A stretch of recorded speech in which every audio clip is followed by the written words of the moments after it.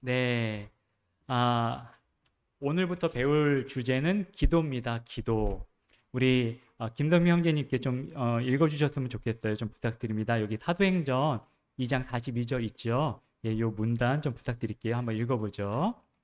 사도행전 2장 42절에 의하면 젊은 그리스도인들은 연로한 그리스도인들과 함께 사도들의 교리와 교제 안에 머물고 빵을 나누며 기도했습니다. 이 그리스도인들은 그리스도 안에서 새로운 생활을 시작하면서부터 바로 몇 가지 분명한 습관들을 발전시켜 나갔습니다. 하나님께서는 성경을 통해 그리스도인들에게 말씀하십니다. 아멘. 그리스도인들은 기도를 통해 하나님께 말씀드립니다. 음. 그러나 바쁘고 부산한 이 세상에서 성경 공부와 기도는 너무나 많은 사람들에 의해 등한시됩니다. 네, 여기 사도행전 2장 42절이라고 쓰여 있는데 저희 다 같이 한번 찾아보겠습니다. 사도행전 2장 42절입니다. 사도행전 2장 42절. 다 같이 읽어보겠습니다. 사도행전 2장 42절. 시작. 그들이 사도들의 교리와 교제 안에 확고하게 머물고 빵을 떼며 기도하니라. 네. 여기 보니까 맨 처음 초대교회의 모습이 이렇게 나와 있는데, 이때의 상황이 보니까 우리 예수님께서 이제 승천하셨고, 그리고 성령님께서 오셨고, 예, 그래서 이 성령님 오시고 나서 뭐 여러 가지 은사들을 받았는데 또 방언의 은사를 여기 모여든 사람들이 받아서 이거에 대해서 베드로가 설명하면서 이제 설교를 합니다. 예, 그렇게 설교를 하고 나니까 3천 원 가량이 이 예루살렘 교회에 더해졌어요. 예, 이렇게 더해지고 나서 그리고 나서 이 말씀이 있는데 여기 보니까 그들이 이제 예루살렘의 이 교회가 사도들의 교리와 교제 안에 확고하게 머물렀다. 이렇게 되어 있고요. 또 빵을 떼며 기도했다. 이렇게 되어 있습니다. 그래서 중요한 건 이 두 가지인 것 같아요. 사도들의 교리와 교제 안에 머물렀다는 것, 그리고 기도했다는 것. 이게 교회가 한 일이라는 거죠. 예, 그래서 저희 여기 교재에 보니까 이 성경 공부와 기도, 이게 근데 많은 사람들에 의해 등한시된다 이렇게 쓰여 있어요. 어떠세요? 자, 우리의 기도 생활이 건강하게, 풍성하게 이렇게 잘 되시나요? 아니면은 등한시하게 될 때도 때때로 있죠. 그렇죠? 예, 솔직히 그렇습니다. 제가 좋아하는 찬송 중에 이 469장이 내 기도하는 그 시간 그때가 가장 괴롭다가 아니고 즐겁다인데 이 찬양을 참 좋아하고 아마 여러분들도 좋아하실 줄로 압니다. 근데 가끔은 요 기쁘다, 이 즐겁다라는 말과 내 실제의 기도 생활에서 뭔가 괴리감이 있을 때가 있어요. 내 마음은 정말 기도하고 싶고 또 이 기도를 즐겨 하고 싶은데 기도하는 게 어렵나요, 쉽나요? 때때로는 어렵기도 해요. 예. 그래서 우리가 이 기도를 하나님 말씀에 의해서 잘 배워서 즐겁게 기도할 수 있는 저희가 되면 참 좋겠습니다. 자, 기도란 무엇인가 이렇게 소제목이 있습니다. 자, A번. 기도라는 단어는 밑줄 땡땡을 의미합니다. 이렇게 쓰여 있어요. 자, 일단 말씀부터 한번 찾아보겠습니다. 마태복음 7장 7절입니다. 마태복음 7장 7절.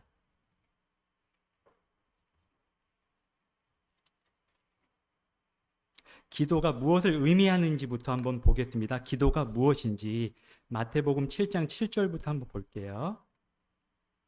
다 같이 한번 읽어보겠습니다. 시작. 구하라 그러면 그분께서 너희에게 주실 것이요. 찾으라 그러면 너희가 찾을 것이요. 두드리라 그러면 너희에게 열릴 것이니. 예, 예수님께서 하신 말씀이네요. 그렇죠? 근데 맨 처음에 단어가 구하라. 필요한 거 구하라 이렇게 말씀하셨어요. 여기에 이제 구하라는 것은 기도하라는 말씀이죠. 그렇죠? 저희가 이제 영어 킹제임 성경을 믿고 있고 또 이것을 번역한 이제 성경을 보고 있는데 또 구하라 여기에 단어가 기도인데 프레이가 아니고 에스크예요. 예, 그래서 기도를 프레이도 기도고요. 또 성경에서 보니까 에스크라는 단어로 구하라고, 기도하라고 표현하신 부분도 많아요. 그럼 에스크가 뭔지 저희가 뭐 중학교 때 다 이렇게 배웠던 거지만 이제 한번 찾아보니까 에스크는 맨 처음에 그 의미는 물어보는 거예요. 그렇죠? 저 이거 어떻게 할까요? 하고 물어보는 거죠. 그런 의미가 있어요. 두 번째 의미가 뭔가 간청하는 거, 이런 뜻이 있더라고요. 그렇다면 성경에서 보니까 기도는 첫 번째 의미는 내가 필요한 걸 구하는 것 전에 하나님께 여쭙는 거예요. 여쭙는 거. 저 어떻게 할까요? 제가 이렇게 하는 것 주님 맞습니까? 주님 이거 이거 주님께서 원하시는 길입니까? 여쭙는 거. 그게 기도고요. 그 다음에 또 내가 필요한 것 주님 다 아시지만 그럼에도 주님 이것 좀 해주세요. 주님 이렇게 은혜를 주세요. 구하는 거죠. 그래서 기도는 이렇게 두 가지 의미가 있습니다. 저희 밑줄에 한번 써볼 수 있어요. 기도라는 단어는 여쭙는 것, 물어보는 것, 그런 의미가 있고요. 두 번째로 또 구하는 것, 이런 의미가 있습니다. 그래서 기도라는 것은 이런 두 가지 의미가 있다. 이것을 먼저 생각을 하시고요. 이것을 설명하기 위해서 우리 역대상 10장 14절부터 한번 보겠습니다. 역대상 10장 14절. 역대기상 10장 14절.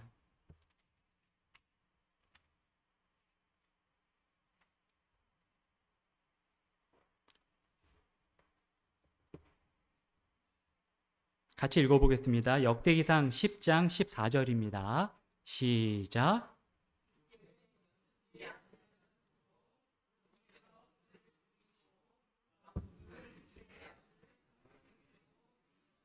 네, 여기에 이스라엘의 맨 처음 왕 사울에 대해서 말씀해 주시는 것이 있는데 그가 주께 여쭙지 아니하였다. 그래서 하나님께서 그를 죽이셨다. 그의 왕국을 다윗에게로 돌리셨다. 이렇게 쓰여 있습니다. 그래서 여쭙지 아니하는 것, 이것이 굉장히 큰 잘못이라는 것을 저희가 성경을 통해서 알 수 있어요. 그렇죠? 예. 그런데 같은 이름을 가진 신약에서도 사울이 한 명 있어요. 그렇죠? 그 사울은 어떻게 했는지 한번 볼게요. 자, 사도행전 9장 6절입니다. 사도행전 9장 6절.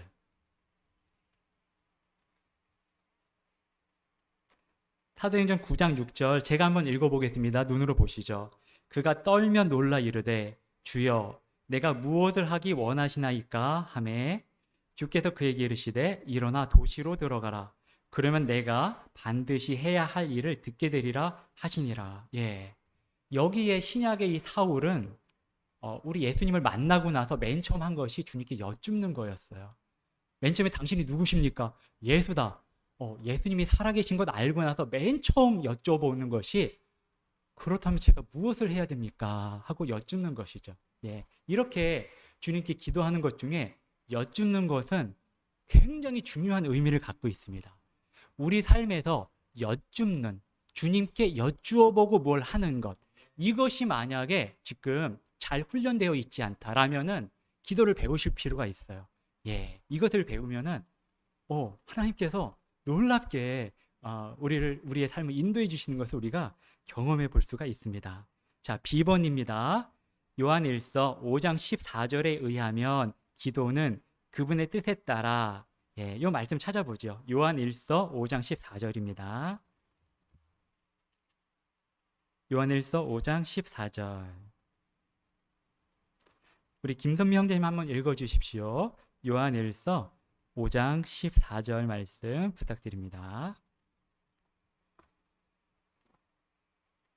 그분 안에서 우리가 가진 확신은 이것이니 곧 우리가 그분의 뜻대로 무엇이든 구하면 그분께서 우리 말을 들으신다는 것이라. 네, 여기 밑줄 채워보죠. 기도는 그분의 뜻에 따라, 하나님 뜻에 따라 하는 것이죠. 예, 무엇이든 요청하는 것입니다. 예, 무엇이든 요청할 수 있대요. 그분의 뜻에 따라서 한다면 무엇이든 우리가 요청을 할 수 있습니다. 무엇이든. 그 밑에 10번 빌립보서 4장 6절에 의하면 기도는 이렇게 쓰여 있어요. 네, 한번 찾아볼게요. 빌립보서입니다. 빌립보서 4장 6절.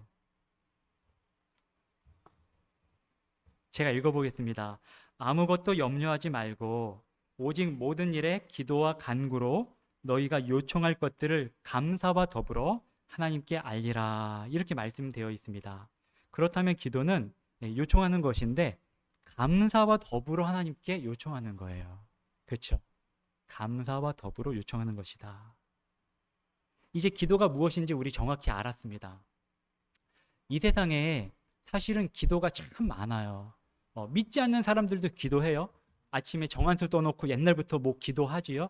무엇인가 절대자에게 기도하는 게 있어요. 그런데 우리 성경에서 말씀하시는 기도는 먼저는 예수님을 믿지 않고는 기도할 수 없는 거고요. 예수님을 통하지 않고서는 기도할 수 없는 것이고요. 그리고 기도의 의미는 먼저 내가 원하는 것 구하는 것이 먼저 아니라 하나님의 뜻을 여쭙는 것. 그리고 내가 또 필요한 것들을 구하는 것. 이런 것이 기도다라고 우리 성경이 알려주시고 계십니다. 그러면 그 다음 왜 기도해야 합니까? 이렇게 쓰여 있어요. 성경은 기도가 명령인 동시에 특권이라고 우리에게 가르칩니다. 명령이고요. 그리고 특권이기도 한 거예요. 말씀을 통해서 한번 살펴보겠습니다. 누가복음입니다. 우리 성경을 이렇게 찾는 데에 우리 익숙하고 잘하는 우리 교회가 되기를 원합니다. 누가복음 18장 1절 말씀. 우리 이번에는 자매님들께서 한번 읽어주실까요? 누가복음 18장 1절 말씀입니다. 시작.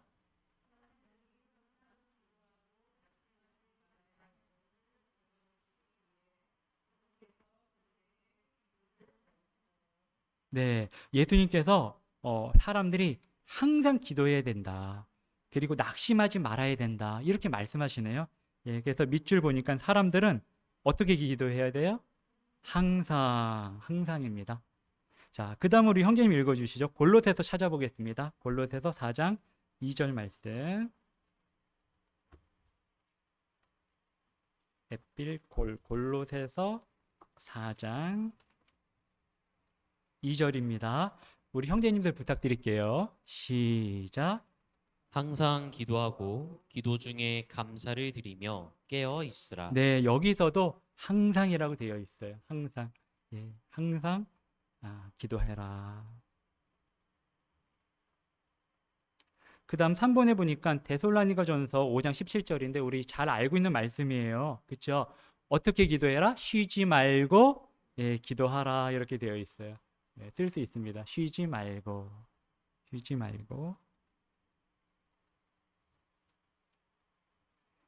그 다음 마태복음 7장 7절입니다. 여기는 구하라. 예수님 해주신 말씀이죠. 구해라. 구하라. 그러면 너에게 주실 것이요. 이렇게 되어 있습니다. 그 다음에 106페이지입니다.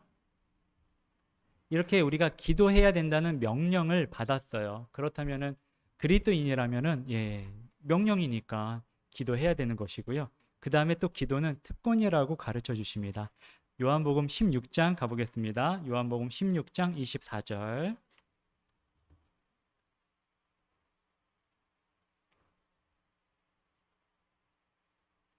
요한복음 16장 24절. 다 같이 한번 읽어보겠습니다.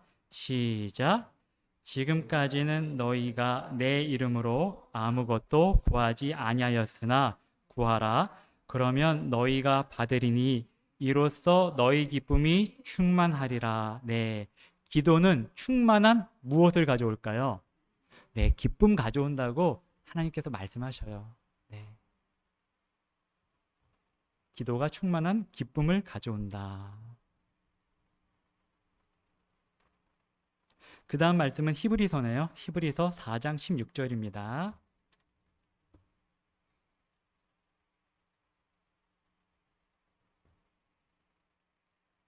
네, 히브리서 4장 16절 말씀도 다 같이 한번 읽어보겠습니다.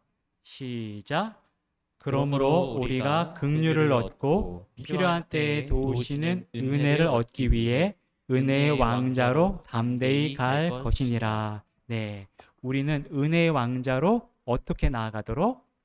담대히 나아가도록 초청받았습니다. 왕좌 그러면은 예, 왕이 계신 곳이고 왕께서 앉아 계시는 곳이죠. 그렇죠? 예, 그래서 원래는 이 왕좌는 하늘에 있겠죠. 그래서 하늘에 하나님께서 계시고 왕좌에 앉아 계시겠죠. 구약 때는 이 하나님께서 정말 이렇게 가장 임하시는 곳, 지성소죠. 그렇죠? 성소가 있고 또 구분되게 이렇게 커튼이, 예, 휘장이 치어져 있고 그리고 지성소가 있습니다. 그 지성소 안에는 아무나 들어갈 수는 없어요. 그렇죠? 대제사장만, 그것도 1년에 한 번, 희생 헌물 없이는 갈 수도 없고요. 그리고 잘못 들어가면 죽어요. 그렇게 갈 수 있는 곳이 지성소인데 그 지성소에 이렇게 증언궤가 있죠. 그리고 증언궤 위가 뭐죠? 무슨 자리? 예, 긍휼의 자리예요. 긍휼의 자리. 예, 그곳에서만 하나님께서 임재를 하시고 받아주시는 거죠. 그런데 우리 예수님께서 우리의 죄를 다 짊어지시고 십자가에 달려 죽으셨을 때에 그 휘장이 어떻게 됐어요? 네, 찢어졌어요. 그것도 밑에서 위에서가 아니라 위에서 밑으로. 휘장 그러면 우리가 뭐 이렇게 흐느적거리는 커튼이 아니라 사람의 힘으로 뜯을 수 없는 굉장히 두꺼운 휘장인 거죠. 예, 그런데 이것을 하나님께서 찢으셨는데 그게 우리 예수님 때문에 누구라도 우리 예수님을 통하면 그 하나님의 은혜의 왕자로 나아갈 수 있도록 그렇게 해주셔서 찢어버리신 거죠. 우리 예수님께서 그것을 찢게 해주신 거죠. 그래서 우리 예수님께서 찢기심으로 그 일이 일어난 거죠. 예, 그래서 우리가 이 은혜의 왕자로 담대히 나아갈 수가 있게 된 겁니다. 예, 그래서 이렇게 초청을 받은 거예요. 예, 구원받았을 뿐 아니라 이 은혜의 왕좌에 언제라도 나오라고 이렇게 초청을 받은 겁니다. 주님께 온 마음을 다해서 기도드릴 때 바로 그 자리가 이제 은혜의 왕좌의 그 자리가 되는 것이죠. 예, 이러한 특권이 우리에게 있습니다. 그래서 기도의 특권을 우리가 가지고 있는데 기도는 하나님 안에서 정말 기쁨과 평안을 누리게 되는 그런 특권이 있고 또 은혜의 왕좌에 그 담대히 나아갈 수 있는 그런 이 기도의 특권이 주 예수 그리스도를 정말로 믿은 모든 사람들에게 이렇게 주어져 있습니다. 그 다음에 어떻게 기도해야 합니까? 이렇게 소제목이 있습니다. 자, 이 부분도 우리 김선명 선생님 좀 부탁드릴게요. 누가복음 11장 1절. 네.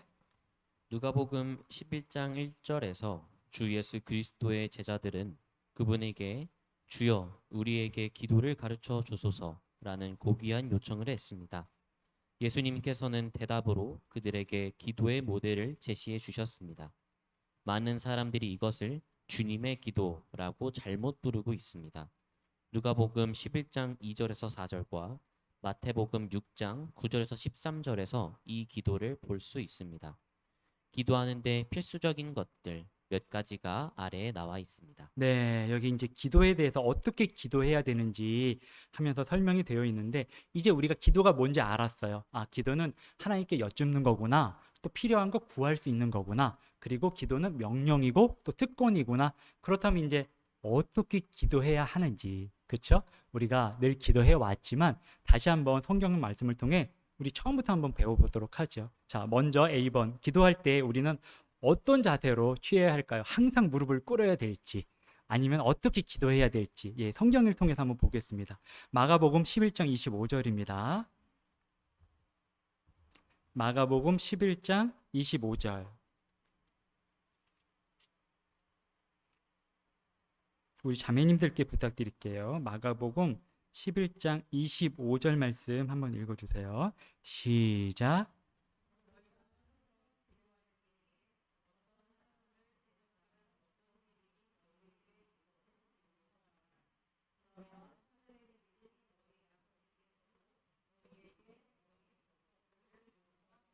네, 저희가 누구를 용서하지 못하고 기도하면 그 기도 참 안 되죠. 할 수도 없어요. 그래서 먼저 용서하고 기도하라고 하시는데 보니까 서서 기도할 때에 라는 표현이 성경에 있네요. 그렇다면 저희가 서서 기도할 수 있는 거죠. 그렇죠?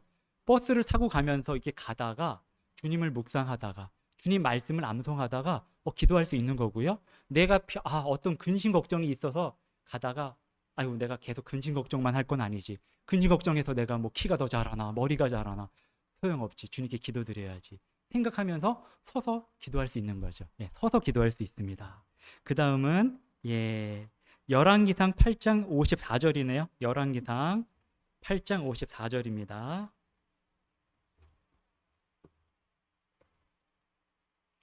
열왕기상 8장 54절 우리 형제님들 부탁드릴게요. 8장 54절 읽어주십시오. 시작. 솔로몬이 이 모든 기도와 간구로 주께 기도하기를 마친 뒤 하늘을 향해 자기 손들을 펼친 채 무릎 꿇는 자세를 굳히고 주의 제단 앞에서 일어나. 여기 솔로몬이 기도했네요. 솔로몬이 백성들을 축복하면서 기도했어요. 근데 무릎 꿇는 자세를 고쳤다 이런 표현이 있네요. 그렇죠? 그렇다면은 무릎 꿇고 기도한 거예요. 그렇죠? 그래서 우리가 가장 많이 하는 자세이죠. 그래서 하나님 앞에 겸손하게 무릎을 꿇고 기도할 수가 있습니다. 우리는 밑줄 무릎을 꿇고 기도할 수 있습니다.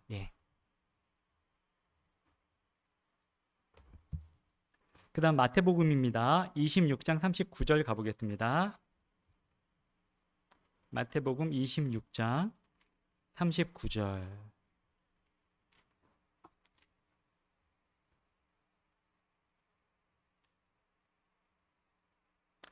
여기 가장 귀한 기도가 여기 있네요.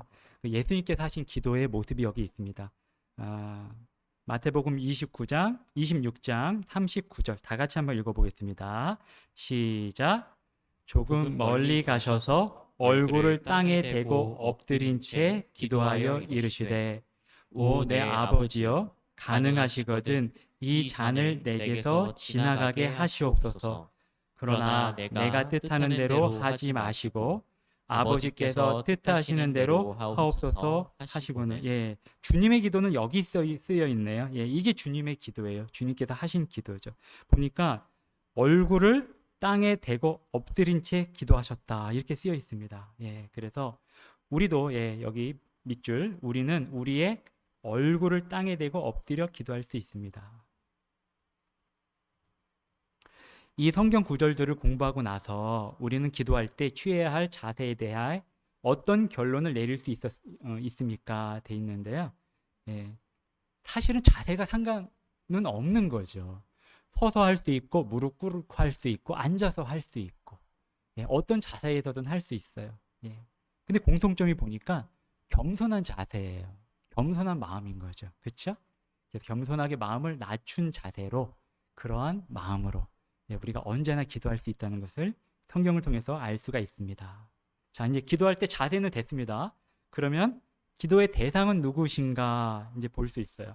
자, B번 기도의 대상은 누구입니까?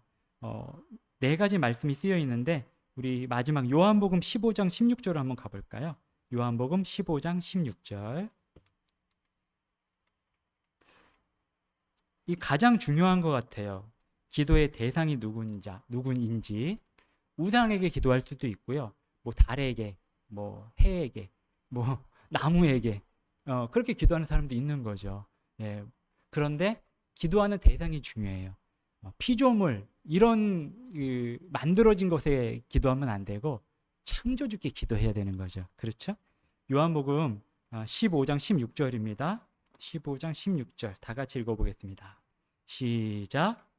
너희가 나를 택하지 아니하고 내가 너희를 택하여 세웠나니 이것은 너희가 가서 열매를 맺게 하며 너희 열매가 남아있게 하려 함이요 또 너희가 내 이름으로 아버지께 무엇을 구하든지 그분께서 그것을 너희에게 주시게 하려 함이라.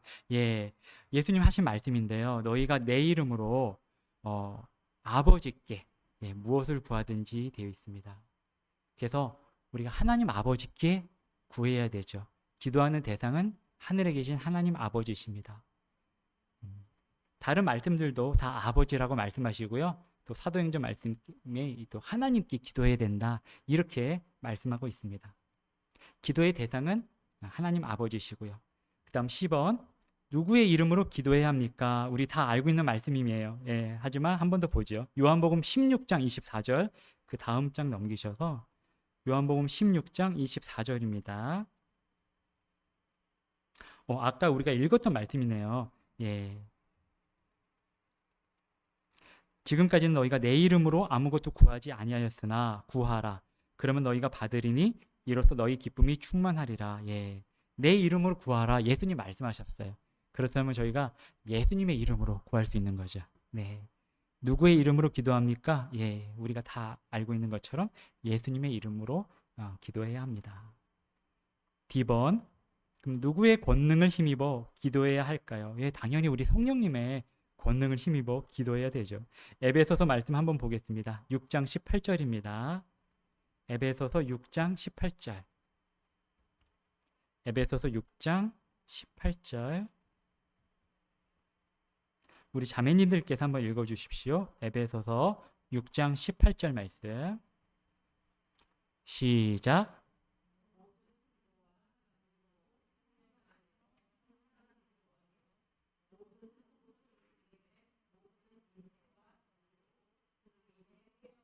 네, 기도에 깨어 있으라 말씀하시면서 성령 안에서 항상 기도하며 이렇게 되어 있네요. 성령 안에서. 그래서 성령님 안에서 이렇게 우리가 밑줄 칠 수 있으면 쓸 수 있습니다. 성령님 안에서 성령님의 능력을 힘입어 우리가 기도할 수 있습니다. 이래서 이렇게 삼위일체 하나님께서 다 나오시네요. 그렇죠? 아버지 하나님께 예수님의 이름으로 성령님을 의지하여 이렇게 기도하는 것이 바르다고 성경께서 이렇게 우리에게 알려주시고 계십니다. 107페이지입니다. 그 다음에는 기도할 때 가져야 할 바른 태도 이렇게 되어 있어요. 기도할 때 가져야 할 바른 태도. 읽어보겠습니다. 기도할 때 가져야 할 중요한 몇 가지 태도들이 아래에 열거되어 있습니다. 제시된 성경 구절들을 공부한 후에 그 구절들이 가르치는 기도의 태도 옆에 관련 성경 구절들을 적어 주십시오. 여기 하나님 말씀이 주소들이 쫙 써 있어요. 그렇죠? 이 구절들이 기도할 때의 태도에 대해서 알려주신다고 합니다. 여기 1번부터 9번까지 있네요. 자, 한 번씩 보겠습니다. 자, 1번 어떤 태도죠? 경외하는 마음. 두려워하는 마음으로 또 표현하시죠. 경외하는 마음. 마태복음 6장 9절입니다. 예, 찾아보겠습니다. 우리 말씀을 확인해 보면서 우리 이렇게 어떤 태도를 갖고 기도해야 되는가 확인해 보고 우리의 기도 생활을 점검해 보도록 하겠습니다. 예, 마태복음 6장 9절. 그러므로 너희는 이런 식으로 기도하라. 하늘에 계신 우리 아버지여, 아버지의 이름이 거룩히 여겨지게 하시고. 예, 예수님께서 가르쳐 주시는 기도의 맨 첫 문단인데요. 예, 하나님 아버지의 이름이 거룩히 여겨지게 해주세요. 예, 이렇게 먼저 기도하라고 알려주시는 거거든요. 그래서 하나님을 경외하는 마음이 먼저 들어가야 되는 거죠. 그렇죠? 이렇게 우리가 친근하게 아바 아버지 하면서 부를 수 있지만 그러함에도 우리 하나님 아버지를 경외하는 마음을 먼저 기도하기 전에 꼭 가져야만 합니다. 예, 경외하는 마음. 그 옆에 마태복음 6장 9절 이렇게 써주시면 좋을 것 같아요. 2번 담대함이에요. 담대함은 히브리서 4장 16절입니다. 담대함 옆에 히브리서 4장 16절 적어 놓으셨다가 나중에 또 집에서 한 번씩 이렇게 살펴보실 수 있어요. 히브리서 4장 16절. 예, 이 말씀도 아까 읽었던 말씀이에요. 제가 읽어볼게요. 그러므로 우리가 긍휼을 얻고 필요한 때에 도우시는 은혜를 얻기 위해 은혜의 왕자로 담대히 갈 것이니라. 아멘. 그런 경험 있으실까요? 하나님께 기도하려고 무릎을 꿇었는데 마음이 담대함이 없어요. 그냥 한숨만 나오고 내가 지금 기도할 자격이 있나? 주저되고 특히 뭔가 주님 말씀대로 좀 불순종하거나 잘 못했을 때 그런 마음이 들죠. 그렇죠? 예, 저만 그런 경험한 건 아니죠. 예, 그럴 때 있습니다.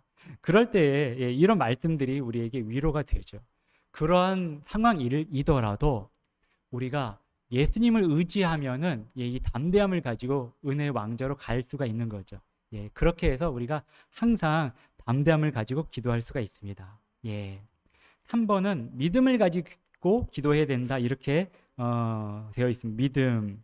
우리가 잘 아는 말씀 히브리서 11장 6절 말씀 옆에 써놓으시고요. 믿음 옆에 히브리서 11장 6절. 또 야고보서 1장 5절에서 7절 말씀도 있습니다. 야고보서 1장 5절에서 7절. 적어 놓으셨다가 나중에 한번 찾아보시기 바랍니다. 또 4번은 감사예요. 감사. 감사는 빌립보서 4장 6절 적어보시죠. 빌립보서 4장 6절, 또 데살로니가전서 5장 18절. 이런 말씀들을 볼 때 저희가 감사함으로 기도해야 된다 알 수 있어요. 또 5번에 꾸준한 인내 이렇게 쓰여 있네요. 우리 누가복음 18장을 한번 찾아보겠습니다. 누가복음 18장.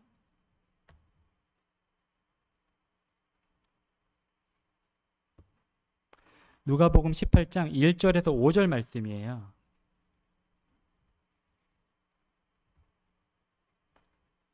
누가복음 18장 1절에서 5절 말씀, 우리 이 말씀 같이 한번 교독해 보실까요?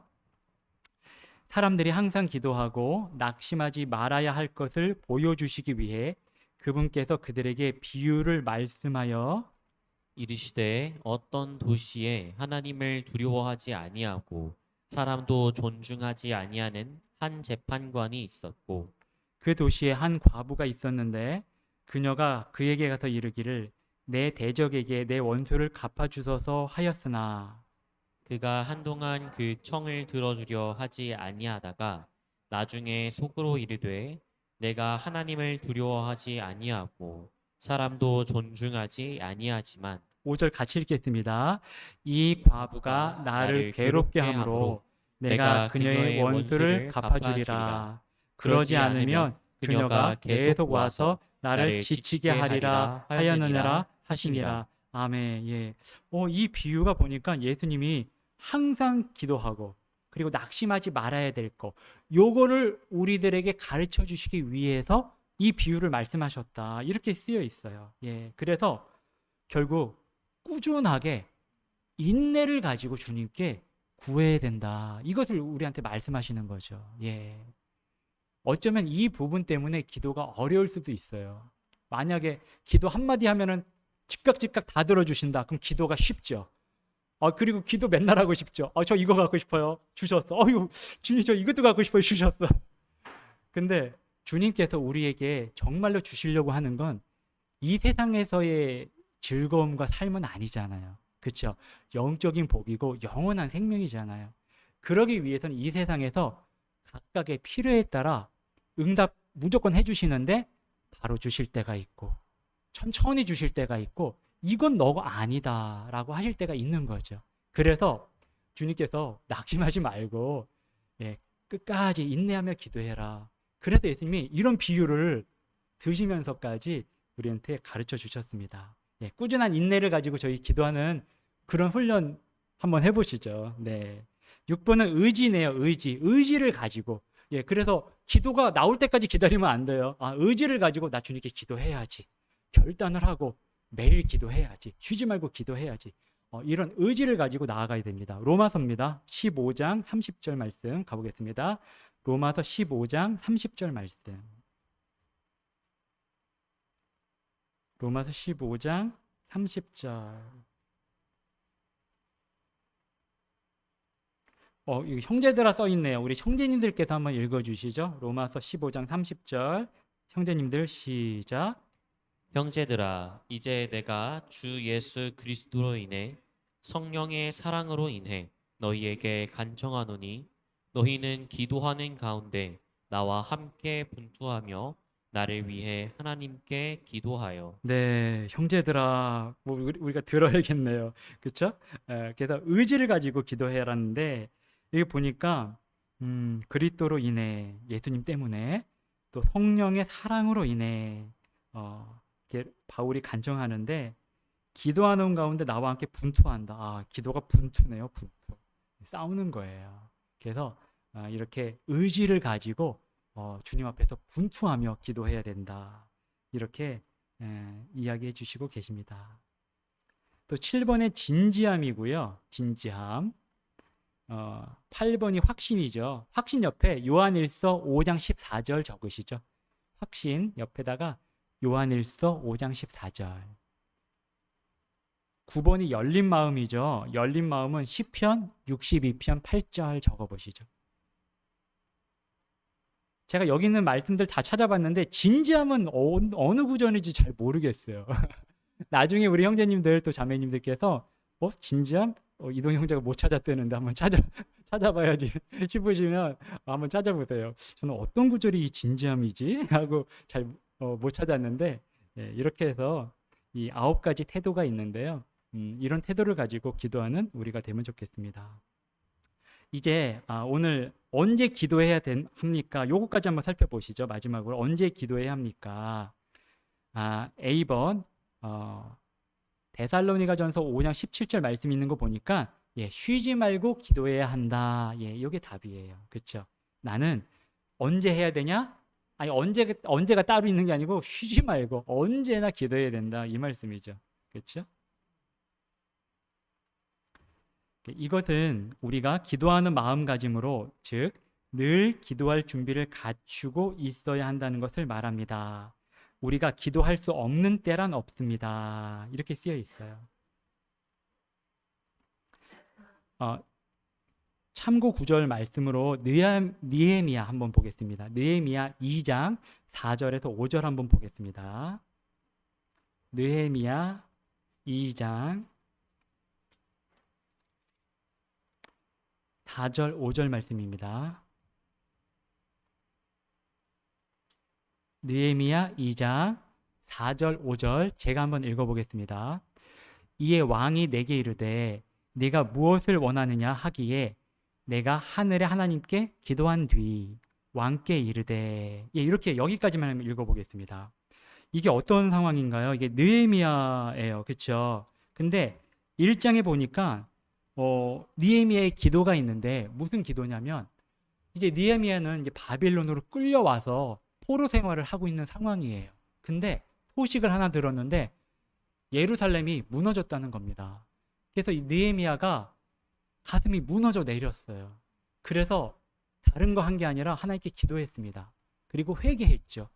우리가 하나님께 죄를 지어서 우리가 이런 처참한 일을 당했습니다. 하지만 하나님 회복시켜 주세요. 이런 기도를 하고 있었죠. 근데 이런 상황이다 보니까 느헤미야 얼굴이 기뻐요, 밝아요, 아니면 좀 슬퍼요? 슬픔으로 가득 차 있어요. 슬픔으로. 그런데 느헤미야는 이때에 이 바벨론 왕을 섬기는 자리에 있던 사람인데 사실 왕 앞에서 얼굴을 슬프게 한다. 어떻게 좀 괜찮을까요? 이건 죽을 수도 있는 일이에요.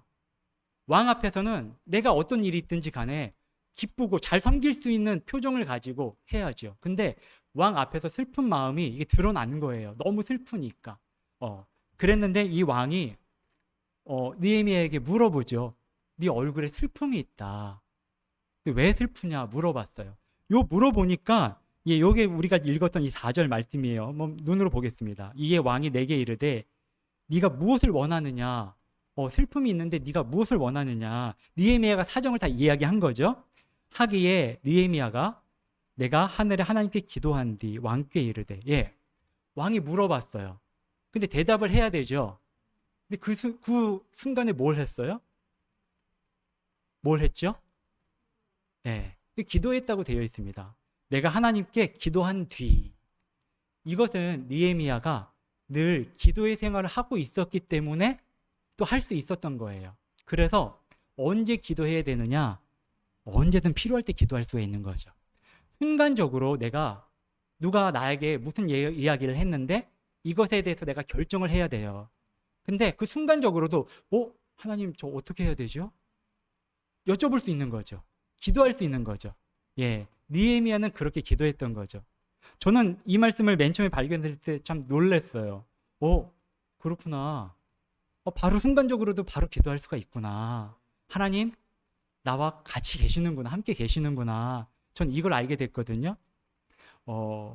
우리 기도 생활이 이렇게 되면 좋겠습니다. 그래서 언제나 기도하되 필요한 때에 즉각 기도할 수 있는 그런 기도하는 우리 말씀사랑 침례교회가 되기를 원합니다. 예, A번이 그렇게 쉬지 말고 기도해야 한다 하는 것이었고요. B번은 또 나는 일정한 기도 시간을 정해 놓아야 합니다. 예, 요거는 또 다른 이야기가 있네요. 그렇죠? 기도 시간이 있어야 된다. 이렇게 되어 있어요. 자, 1번입니다. 다니엘은 매일 몇 번씩 기도했죠? 네, 3번 적겠습니다. 다니엘은 기도의 시간이 정해져 있던 사람이었어요. 그렇죠? 그리고 늘 하던 대로 이렇게 기도했다. 예, 다니엘서 6장에 이렇게 쓰여 있더라고요. 그랬다는 것은 기도의 습관이 되어 있다는 거고, 기도의 시간이 정해져 있다는 것이고, 신실하게 그 시간을 지켰다는 것이죠. 예, 이렇게 정해놓고 기도할 수가 있는 것이죠. 다윗은 매일 시편 말씀 한번 보겠습니다. 시편 5편 3절입니다. 시편 5편 3절.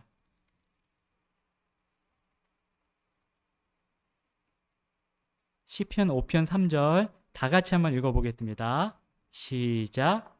오 주여, 아침에 주께서 내 목소리를 들으시리니 아침에 내가 내 기도를 주께로 향하게 하고 위를 바라보리이다. 아멘. 주님께 말씀드리는 거예요. 아침에 주께서 내 목소리를 들으시리니. 아침에 기도드릴 때 주님이 내 목소리 들으신다는 거죠. 그래서 내가 내 기도를 주께로 향하게 하고 위를 바라보겠다. 다 우리의 고백이 되길 원합니다. 다윗은 매일 아침에 기도했어요. 아침에. 이 자리에 기도 생활이 아주 잘 행해지고 계신 분들이 분명히 계실 테고요. 기도 생활은 하다 보면 무너지기도 해요. 저는 그렇더라고요. 예, 그렇다면은 이 기도 생활을 다시 한번 세워야겠구나 하는 이런 마음을 이 말씀들을 통해서 우리가 배우기를 원합니다. 예, 하루에 3번씩 또 아침에 똑같이 할 필요는 없어요. 나에게 주어주시는 것을 내가 시간을 정하고 할 수 있는 것이죠. 예, 주 예수님은 여기 보니까 새벽에 기도하셨대요. 새벽에 기도하셨다. 적을 수 있습니다. 새벽에. 또 4번 보니까 사도들은 기도 시간을 정해놓고 지켰습니다. 예, 사도행전에 그렇게 나와요. 제 9시에 뭐 기도했다. 9시 기도 시간, 뭐 몇 시 기도 시간 이렇게 기도했다. 그래서 내가 항상 기도할 수 있고 또 따로 특별히 시간을 정해놓고 기도할 수 있다. 이렇게 되어 있습니다.